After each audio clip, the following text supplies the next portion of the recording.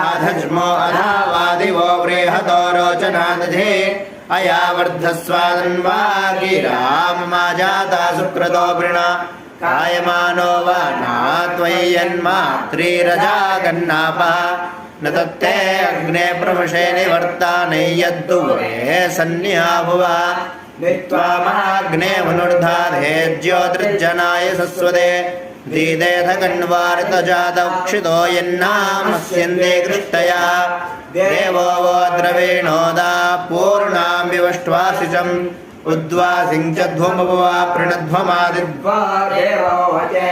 प्रयितो ब्रह्माणस्पातिप्रादेव्येतो सोनृता अच्छावेन्द्रियं पङ्क्तिरादसं देवायज्ञन्नयन्तु नः ऊर्ध्वा ऊषुणा ऊताय तिष्ठा देवो न सावीता ऊर्ध्वो वाजासि सनीताय